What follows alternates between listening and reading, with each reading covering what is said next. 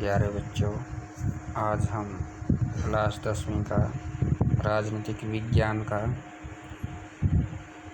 छठा पाठ के बारे में पढ़ेंगे और इस पाठ में हम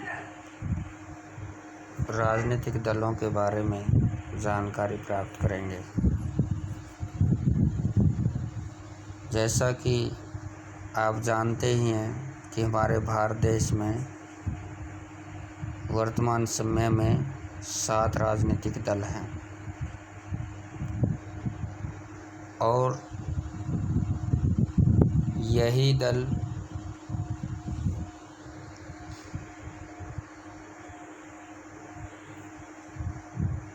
इन्हीं दलों के द्वारा ही सरकार बनाई जाती है।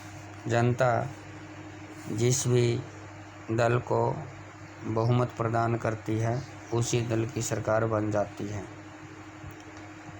9वीं कक्षा में हमने देखा था कि लोकतांत्रिक शासन व्यवस्था को बनाने, संविधान रचने, चुनावी राजनीति और सरकार के गठन और संचालन में राजनीतिक दलों की क्या क्या भूमिका होती है। और आज हम राजनीतिक दलों की सत्ता के बंटवारे के वाहक और लोकतांत्रिक राजनीति में सामाजिक समूहों की तरफ से मेल तोल करने वाले माध्यम के रूप में चर्चा करेंगे।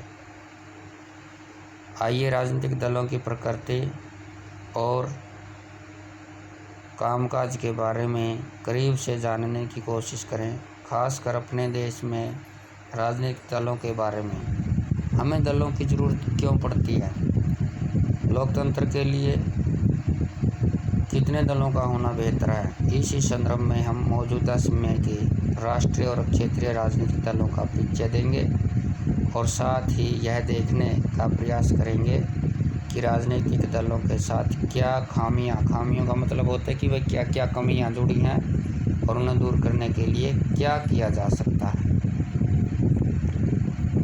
राजनीतिक दलों की हमें ज़रूरत क्यों पड़ती है, तो किसी भी लोकतांत्रिक व्यवस्था की संस्थाओं में राजनीतिक दल अलग से दिखाई देते हैं। अधिकतर आम नागरिकों के लिए लोकतंत्र का मतलब राजनीतिक दल ही है। राजनीतिक दल का अर्थ, राजनीतिक दल को लोगों के एक ऐसे संगठित समूह के रूप में समझा जा सकता है जो चुनाव लड़ने और सरकार में राजनीतिक सत्ता हासिल करने के उद्देश्य से काम करते हैं। ये आपका क्वेश्चन बनता है कि राजनीतिक दल का क्या अर्थ है। राजनीतिक दल लोगों के एक ऐसे संगठित समूह है या एक ऐसे संगठित समूह के रूप में समझा जा सकता है जो चुनाव लड़ने और सरकार में राजनीतिक सत्ता हासिल करने के उद्देश्य से काम करता है। समाज के सामूहिक हित को ध्यान में रखकर ये समूह कुछ नीतियां बनाते हैं और कार्यक्रम तय करते हैं।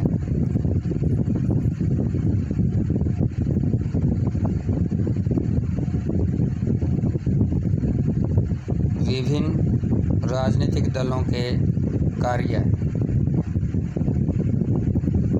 किसी भी राजनीतिक दल के 3 प्रमुख हिस्से होते हैं: नेता, सक्रिय सदस्य, अनुयायी या समर्थक।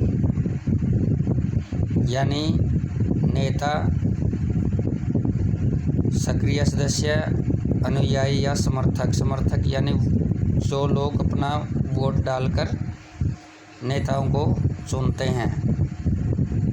राजनीतिक दलों के कार्य, पिछली बार हमारे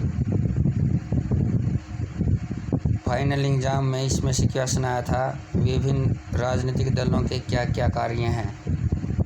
तो राजनीतिक दल चुनाव लड़ते हैं। दल अलग अलग नीतियों और कार्यक्रमों को मतदाताओं के सामने रखते हैं। पार्टियां देश के कानून निर्माण में निर्णायक भूमिका होती है। कानूनों पर औपचारिक बहस होती है। दल ही सरकार बनाते हैं और चलाते हैं।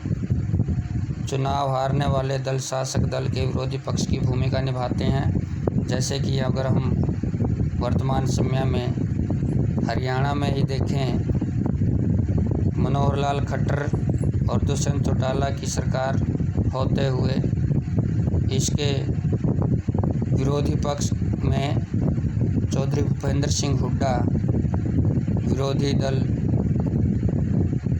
विरोधी पक्ष की भूमिका निभा रहा है। जनमत निर्माण में दल महत्वपूर्ण भूमिका निभाते हैं और वो मुद्दों को उठाते हैं और उन पर बहस करते हैं। दल ही सरकारी मशीनरी और सरकार द्वारा चलाए जाने वाले कल्याणकारी कार्यक्रमों तक लोगों की पहुंच बनाते हैं।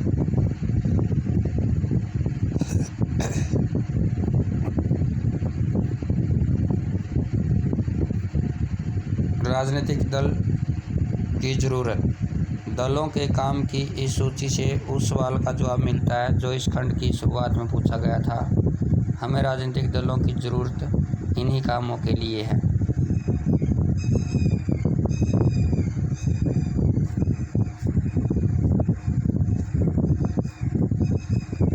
हमारे भारत देश में कितने राजनीतिक दल हैं?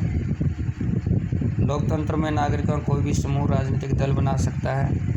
इस औपचारिक अर्थ में सभी देशों में बहुत से राजनीतिक दल हैं। भारत में ही चुनाव आयोग में नाम पंजीकृत कराने वाले दलों की संख्या 750 से ज़्यादा है, लेकिन हर दल चुनाव में गंभीर चुनौती देने की स्थिति में नहीं होता।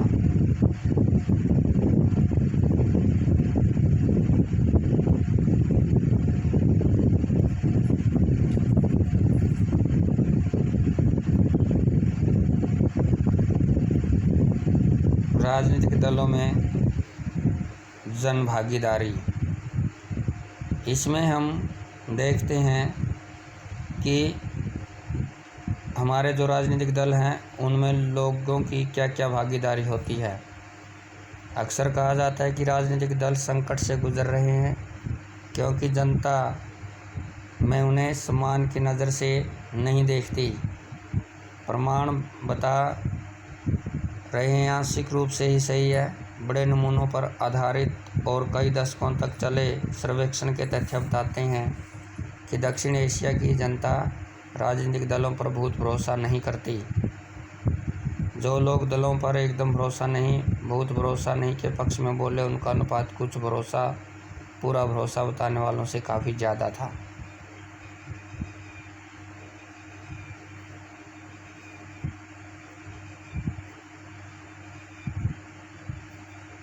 विभिन्न हमारे जो राष्ट्रीय दल हैं उनके बारे में हम देखते हैं। विश्व के संघीय व्यवस्था वाले लोकतंत्र में दो तरह के राजनीतिक दल हैं। संघीय इकाइयों में से सिर्फ एक इकाई में अस्तित्व रखने वाले दल और अनेक या संघ की सभी इकाइयों में अस्तित्व रखने वाले दल। भारत में यही स्थिति है। कई पार्टियां पूरे देश में फैली हुई हैं और उन्हें राष्ट्रीय पार्टी कहा जा सकता है। इन दलों की विभिन्न राज्यों में इकाइयां हैं, पर कुछ मिलाकर देखें तो ये सारी इकाइयां राष्ट्रीय स्तर पर तय होने वाली नीतियों, कार्यक्रमों और रणनीतियों को ही मानती है। देश की हर पार्टी को निर्वाचन आयोग में अपना पंजीकरण कराना पड़ता है। आयोग सभी दलों को समान मानता है, पर यह बड़े और स्थापित दलों को कुछ विशेष सुविधाएं देता है। इन्हें अलग चुनाव चिन्ह दिया जाता है जिसका प्रयोग पार्टी का अधिकृत उम्मीदवार ही कर सकता है। इस विशेषाधिकार और कुछ अन्य लाभ पाने वाली पार्टियों को मान्यता प्राप्त दल कहते हैं। चुनाव आयोग ने स्पष्ट नियम बनाए कि कोई दल कितने प्रतिशत वोट और सीट जीतकर मान्यता प्राप्त दल बन सकता है। जब कोई पार्टी किसी भी पार्टी को बनने के लिए जो शर्तें हैं वो हैं, जब कोई भी पार्टी राज्य विधानसभा के चुनाव में पड़े कुल मतों का 6% यानी 6%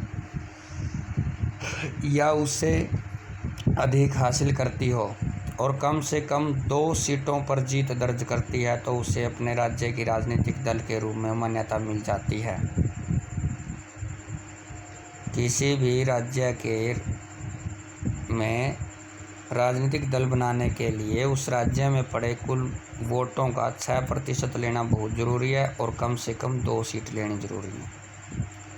अगर कोई दल लोकसभा चुनाव में पड़े कुल वोटों का अथवा 4 राज्यों के विधानसभा चुनाव में पड़े कुल वोटों का 6% हासिल करता है और लोकसभा के चुनाव में कम से कम 4 सीटों पर जीत दर्ज करता है तो उसे राष्ट्रीय दल की मान्यता मिलती है। इस वर्गीकरण के हिसाब से 2017 में देश में 7 राष्ट्रीय सतर पर मान्यता प्राप्त दल थे और इनमें से प्रत्येक के बारे में जान लेते हैं। ऑल इंडिया तृणमूल कांग्रेस, ये 1 जनवरी 1998 को ममता बनर्जी के नेतृत्व में बनी थी और 2016 में राष्ट्रीय दल के रूप में मान्यता प्राप्त हुई। पुशअप और तृण पार्टी का प्रतीक है।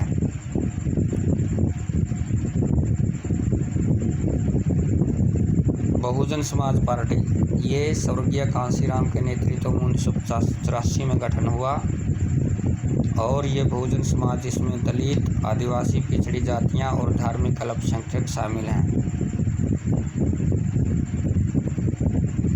इसमें इसका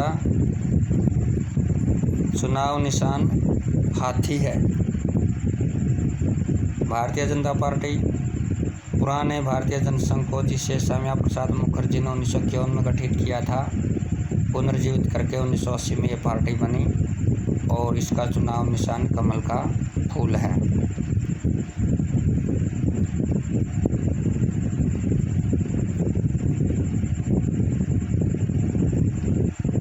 कम्युनिस्ट पार्टी ऑफ इंडिया यानी CPI 1925 में गठित, मार्क्सवाद, लेनिनवाद, धर्मनिरपेक्षता और लोकतंत्र में आस्था। ये पार्टी 1925 में गठित हुई और इसका चुनाव निशान दराती और बाली है। Communist party of India Marxist यानी CPIM 1964 में ये स्थापित हुई थी और इसका चुनाव निशान दराती, हथौड़ा और सितारा है।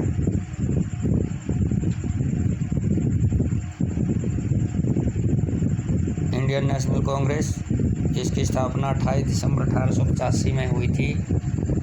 एक अंग्रेज अधिकारी लॉर्ड A.O. ह्यूम ने इसकी स्थापना की बम्बई के तेजपाल संस्कृत महाविद्यालय में।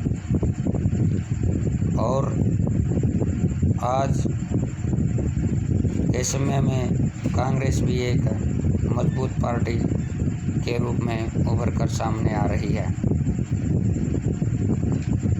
नेशनलिस्ट कांग्रेस पार्टी, ये कांग्रेस पार्टी में विभाजन के बाद 1999 में पार्टी बनी थी और इसका चुनाव निशान घड़ी है।